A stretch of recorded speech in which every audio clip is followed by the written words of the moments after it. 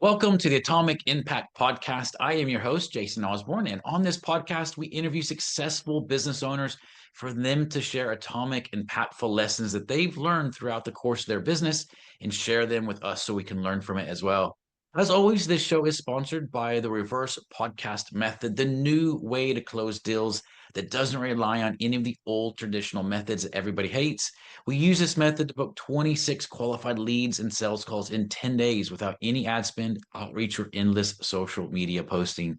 To find out more, direct message me on LinkedIn and have a chat. That's Jason A. Osborn, and the link to that will be in the show notes below. But on today's show, our special guest is Himanshu Singh. He's the founder and managing director of HSA Advisory, where he provides investment banking. So, Himanshu, thank you so much for being on the show. And I want to jump in with the first question, like I always do, which is this: if you were able to go back in time to when you started your very first business, what's the number one piece of advice that you would give yourself?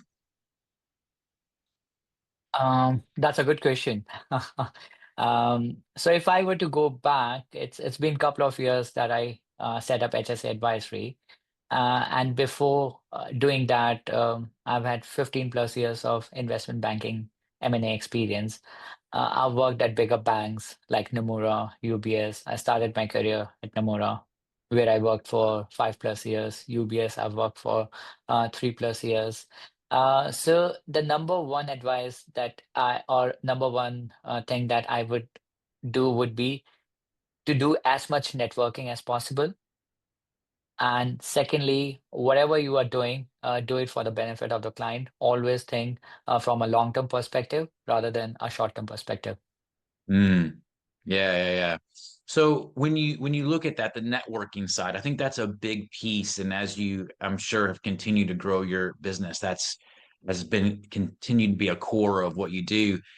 Do you have any advice or tips for people that might find it challenging to network, or if they're looking to expand their business in a particular area that they're not familiar with or maybe comfortable with? Sometimes it can be a little bit daunting or intimidating to network into those new groups. Do you have any tips around that you've learned from doing that yourself? I would say whenever you're trying to network and meet new people, you need to be open-minded. You need to be more receptive to listening rather than pitching yourself, your business in the first meeting. It's more about, for example, I'm meeting you, Jason, for the first time. I would love to understand what is it that you are offering, what is it that you are doing, what is your career journey, and so on, rather than trying to sell my investment banking services. Come and join me, become my client. That should not be the goal. It's more about human touch. It's more about the kind of interaction and the kind of connection that we can build. And all of this, I think, would happen naturally. Yeah, I totally agree with you. I was actually just having a conversation with someone the other day around this because that relationship side of it is so incredibly important. And I'd love to hear your take on this as well. And one of the things that I'm seeing a lot now is there's a lot of lack of trust because of AI right now. AI is phenomenal. It's an incredible tool, and I'm not uh, being negative around AI, but there are a lot of people using it, and now people are just like, is this human, is it AI, I don't know. And I think the importance of that human connection has grown, and I'd love to hear your take on that, particularly within investment banking. I don't know if that's in fact impacted that in any way, but what's your take on all of that? It has, I would say, AI is really good, but it needs to be used effectively. It's more about using AI as a tool to provide solution, rather than doing AI, using AI for whatever things which might not be useful for anyone. For example, daily calls, if we can do it faster using AI, why not? We should be doing that. If we are doing some kind of a research for a client and we don't have much expertise in that, we can make a start with AI and come up with something which would provide us a good base. We can do that.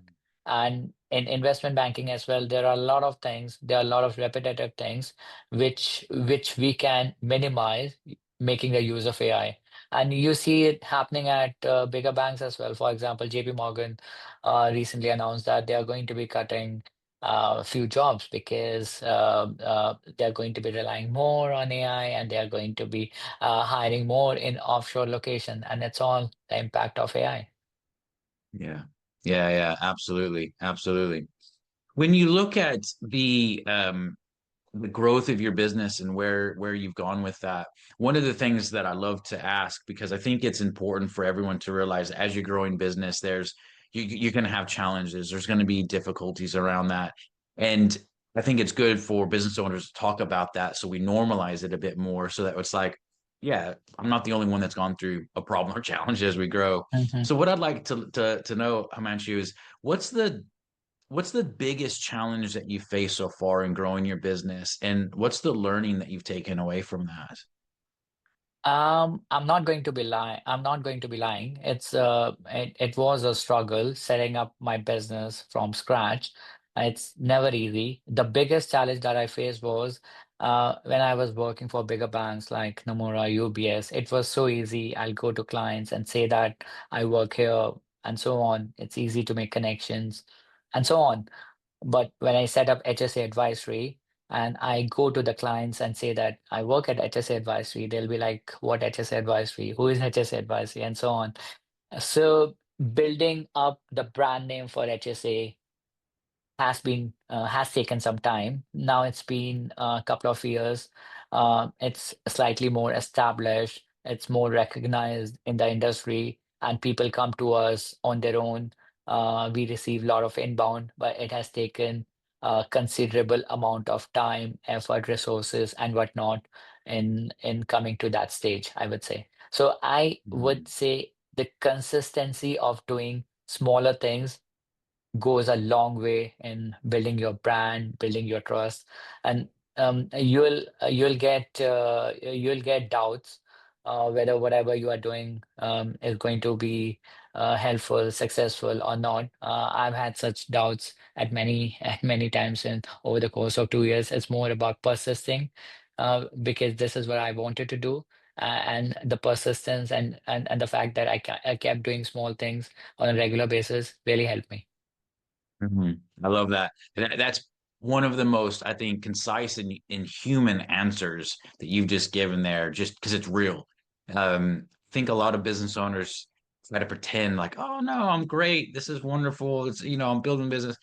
But we do have those self-doubts. We do have those times we have to press through and be consistent. And you said something really important. It's doing those small little things consistently, which is absolutely imperative to business growth. For those people, and let's say those people, I know me and you both go through this because you just said you do. I know I do as well. But do you have any advice when you go through those doubts, those self-doubts? What am I doing? Even if you're a well-established business, when you're growing, there's growing pains involved. You might doubt you've made the right choice around what you've done. Do you have any tips and advice for other people out there that are facing those similar sort of mindset battles? I think the biggest advice that I could give is always think about the longer term. Always think about what you are doing is, are you happy in doing what you're doing? And are you able to uh, provide or be beneficial to the clients or to the customers that you're serving? I think if you can answer both of these questions positively, I think you are in the right direction. Mm, It might take some time. I don't know. A few might take 3 months. Few people might take 3 years. I don't know. It's the persistence. As long as you are able to answer that, I think you are on the right path. And yeah, there's a stat that most of the startups or most of the new businesses fail within or stop within the start from the initiation within 2 years. So if you are not able to persist more than or beyond 2 years, and most of the startups who go beyond 3 years, they are successful.